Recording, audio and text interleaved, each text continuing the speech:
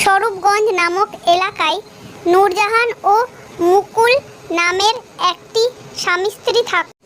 মুকুল জেলে ছিল। সে বাইরে গিয়ে সমুদ্রের মাছ ধরত আর দামি দামি মাছ সে বিক্রি করত।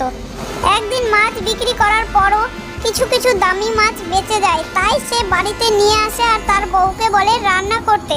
রান্না করার কথা বলতে বলতেই এক শাকচুন্নি মাছের গন্ধ পেয়ে তাদের বাড়িতে ঢুকে পড়ে। তখনই মুকুল আর তার স্ত্রী নূরজাহান দৌড়ে বাড়ি থেকে বেরিয়ে আসে আর শাকচুন্নিও তাদের সঙ্গে বাড়িতে মাছ খুঁজে না পেয়ে বাইরে বেরিয়ে আসে।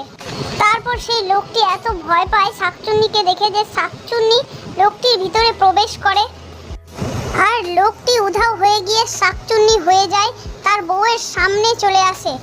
তারপর নূরজাহানকে সেই শাকচুন্নিটি এক ছাগল চড়ানো শাকচুন্নির মাঠে গিয়ে নিয়ে যায়। তারপর বউটি বুঝতে পারে যে ছাগলকে যেরকম কেটে খায় এরা আমাকেও খেয়ে নেবে, তখন পালিয়ে যায়। পালাতে পালাতে এক নদীর ধারে গিয়ে নিঃশ্বাস নেয় গাছের কাছে। তারপর সেই নদী থেকে এক জলপরি উঠে আসে আর মাছেদের সঙ্গে খেলা করতে থাকে। আর তখনই দেখে নূরজাহানকে এক শাকচুন্নি বিরক্ত করছে, তার আত্মা বের করে নিতে চাইছে।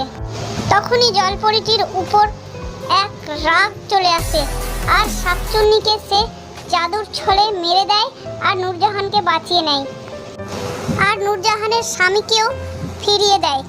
তো বন্ধুরা, জলপরির গল্পটি যদি তোমাদের ভালো লাগে, শাকচুন্নিকে কিভাবে ধ্বংস করলো দেখতে যদি তোমাদের ভালো লাগে, তাহলে এই সব গল্প শোনার জন্য চ্যানেলটাকে সাবস্ক্রাইব করো।